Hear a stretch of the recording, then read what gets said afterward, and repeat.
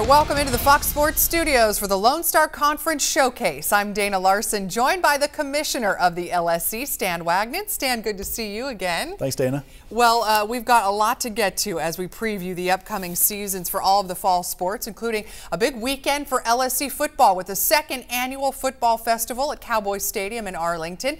We will also take a closer look at the powerhouse volleyball program at West Texas A&M. But first, there is news regarding the conference and the changing landscape of the LSC. Two schools, University of Incarnate Word and Abilene Christian, have been invited to make the transition to Division I. So, Stan, what does this mean for the Lone Star Conference? Well, you know, certainly you never want to see member schools go a different way. It's kind of hard to lose one of the members of your group, let alone two. But, you know, this marks the end of a long period of speculation about whether these schools would reclassify for Division I. And so, in a way, it's refreshing to know that chapter is behind us.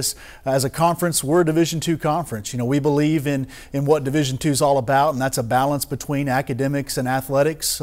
We feel like we're committed to doing things at the highest level of Division II and providing our constituents with the very best aspects of Division II membership. And so I'm confident we've got a core group of institutions that want to keep on doing that, and we look forward to hopefully adding some new members and keep on building upon this 81-year legacy of the Lone Star Conference. You mentioned 81 years. You've been around for a long time, and change happens, doesn't it? That's right. Yeah, we've seen it throughout the years. Probably the only thing that's been consistent is change in our membership, and so we're confident that we're going to move forward from this. Well, and let's move forward as well. We'll switch gears, Stan, as the summer is almost over, which means life is about to get very busy in the conference. The fall sports soon to be underway: football, cross country, volleyball. We'll get to all of those shortly, but we begin with soccer. The 2012 season for the women begins August 30th, and Abilene Christian will begin to defend the regular season crown. Yeah, certainly ACU had a great season last year, picked to win again this year, and you know, I would probably say that Midwestern State would be the team to look for. Honestly, they've got a strong defense. They're going to be hard to score against, and so I think that's probably the team to watch. They've got Hannah Staley, a two-time All-American, who is the preseason Defensive Player of the Year, and then Mallory Whitworth is the preseason Goalkeeper of the Year. She had 9 shutouts last year, and so I think those two players are going to make Midwestern State another team to watch. You know, A&M Commerce returned 7 starters, and Angelo State has back 4 all-conference picks, so I think both of those teams could contend as well.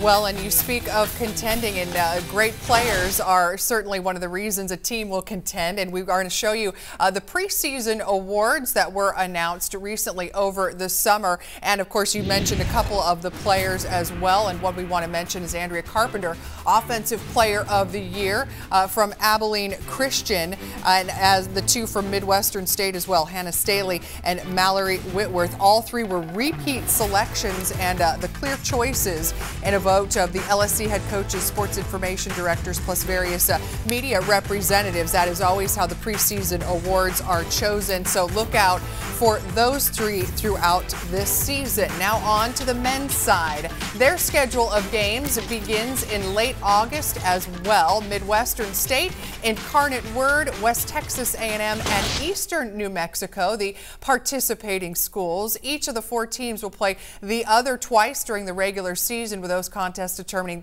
the conference champion. Stan, last year conference champ was Eastern New Mexico, and a look at the preseason polls on the men's side shows us this is going to be yet another competitive regular season. There's no question, Dana. You know, with 4 schools, we don't have a whole lot of quantity, but we sure make up for it with quality.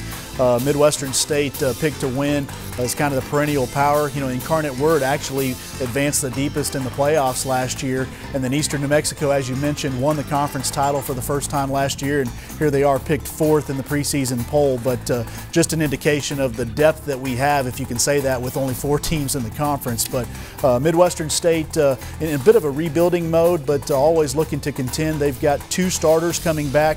David Freeland is one of those. He's our preseason Offensive Player of the Year, scored 7 goals and had 4 assists last year, and so he'll be a key to the Mustang success this year. Well, and you mentioned Freeland. Let's also complete the list of the preseason award winners as we talk about James Nero, the Defensive Player of the Year from Incarnate Word, 6-foot junior defender from Charlotte, North Carolina, a key piece of the Cardinals team that advanced to the third round of the NCAA Division II Championship, finished 14-3-3 on the year. He helped the defense post 10 shutouts while scoring twice to earn all LSC first team acclaim. Well, we are just getting started here, and coming up next on Lone Star Conference Showcase, the West Texas A&M Lady Buffs will be looking to make it 7 straight volleyball titles. We'll take a closer look at their dominant run next.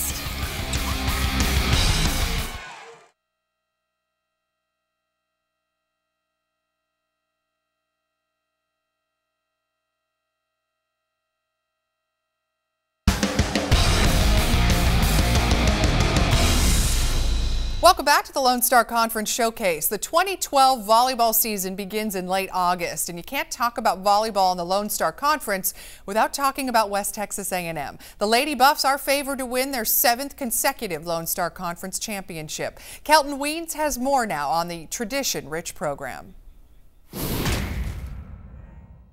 At West Texas A&M University, we value our traditions in sports, especially Lady Buff volleyball. It's special in its very own way. Whether the tradition is timeless or if it just came by chance, the tradition lives and breathes within our past and present teams.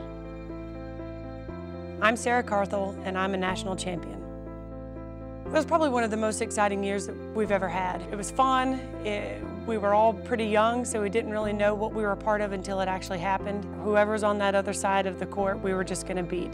And I think that was our mentality throughout the whole season. We didn't really understand what conference, regionals, and then the national tournament meant. We just knew that we wanted to beat whoever was on the other side of the court. But once the game started, it was a switch for me. I mean, it was being competitive and being intense. The second that we decided to step on that court, I'm that way as a coach as well. Seeing that the tradition of them winning and everything like that, all the All-Americans that came in and out of this place, it was a huge impact for me.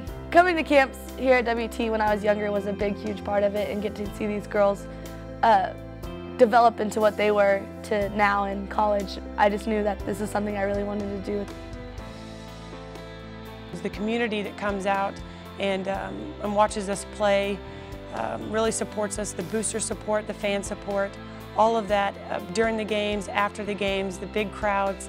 As a player, that I think is what really contributed to the history, to the tradition of being a Lady Buff. As a coach now, you know, that's easy to recruit to. Sometimes everybody always asks, you know, why are you recruiting to, how can you recruit to Canyon, Texas? And if we can get them on campus, the campus sells itself. Opponents fear stepping into the home of the Lady Buffs, known by the locals as the Box. It has been the scene of many exciting moments. The overall success stems from the passion of the fans. The Box, what we are saying in the Box is, you know, it may be hot, but don't sweat it. That's our big saying. You go in there and you're already sweating, and you're just sitting there and you're already sweating. The Box is a smaller venue, so I think volleyball is a good sport for a smaller venue. You know, take 2,000 fans and put them in the Box, and it's rocking and rolling. It's amazing. And when the other conference schools don't like to play in the Box, we want to be there. They just sit right beside your court, and you can just feel the presence of your whole fans. And it's just awesome to have them there, and it's a very big intimidation factor. Being able to have that home court advantage is unique, I think, in the big scheme of things. The big venues that you can go and play in, the big event centers that you can play in. Having a small venue is unique, and we enjoy it.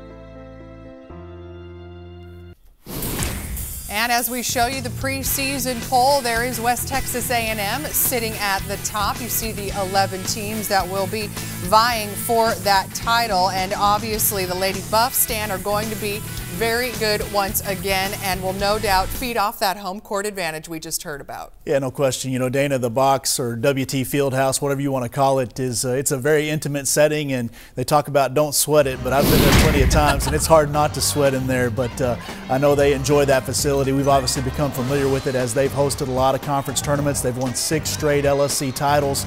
They are in store for another good year, returning 3 first-team all-conference players, 2 second-team all-conference picks. They were 34 4-3 last year, so should be another good year for WT. There does appear to be a team, though, that would like to challenge for that top spot, and that is Angelo State. Yeah, there's no question. Angelo State really made a lot of progress last year and has been having a good run under head coach Chuck Waddington. They've got 2 first-team all-conference returning in Alex Woolsey and Chelsea Gibson. Both of them are entering their senior years. They've had excellent careers, and about the only thing they haven't had is that Lone Star Conference title. I know they want to bring one home for the Ramblers this year. Well, let's go ahead and show everybody the preseason awards now for volleyball in the LSC, and we start off with the Offensive Player of the Year, Victoria Jablonska. She is a senior hitter from Latvia, and last year was the Lone Star Conference Co-Offensive Player of the Year and the Newcomer of the Year. Led the Pioneers on offense with 445 kills. Defensive Player of the Year, Erin Doherty from West Texas A&M.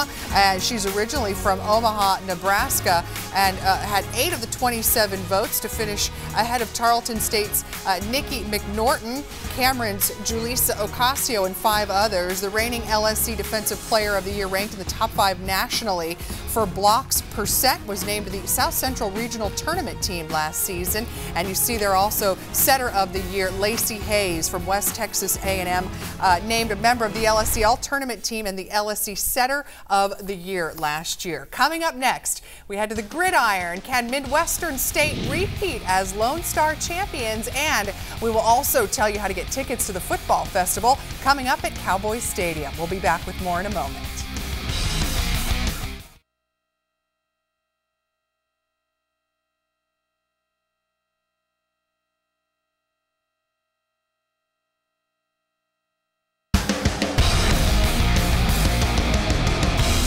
Welcome back to the Lone Star Conference Showcase. Dana Larson along with the Commissioner Stan Wagner. Time to talk football, and what a year it was last year for LSC football. Quite a showing in the postseason with Midwestern State and Abilene Christian advancing to the NCAA Division II playoffs, and West Texas A&M playing in the Kansas Bowl. So Stan, that's a hard act to follow. Yeah, no question, Dana. We had a great season on the gridiron last year. You mentioned West Texas. Not only did they go to the Kansas Bowl, but they defeated Central Missouri, had a good game there. And beyond the postseason appearances, we had 2 players drafted by the NFL. Midwestern State's standout offensive lineman will be starting for the Carolina Panthers this year, so that's a great thing for us. But obviously the new event at Cowboys Stadium, the Lone Star Football Festival, was a shining moment for us last year. Almost 25,000 people through the gates, and so it was a great year. But that said, we're certainly looking forward to a new year. We've got a new agreement with the Gulf South Conference that will see several of our teams playing against them.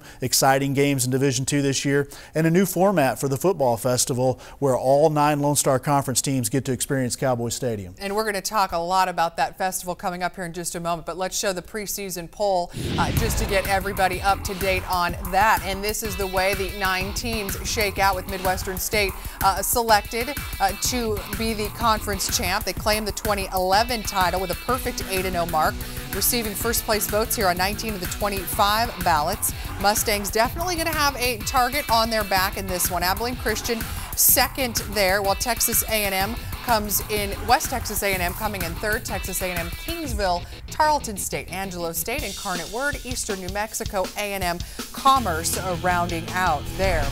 Let's get right to that football festival now and all of those 9 teams. Last year, as you mentioned, was the first year you had done this, and a record 24,837 fans piled in. So it was an exciting weekend. It's going to be an even bigger deal coming this season in September. Let's go through and look at the matchups and break down the days. It's going to start on Thursday, September 13th, with that A&M Commerce Midwestern State game. Talk about that one for us. Yeah, we're excited to start this game because it's going to be nationally televised, a big moment for the conference. A&M Commerce is in their 4th year under head coach Guy Morris. This is a program with a lot of tradition, 21 Lone Star Conference titles, and trying to get their swagger back. And so they're going to try and do that against a Midwestern State team that obviously is picked to win this year. They're 22-5 in the LSC over the last 3 years, shared the 2009 title before winning last year's outright.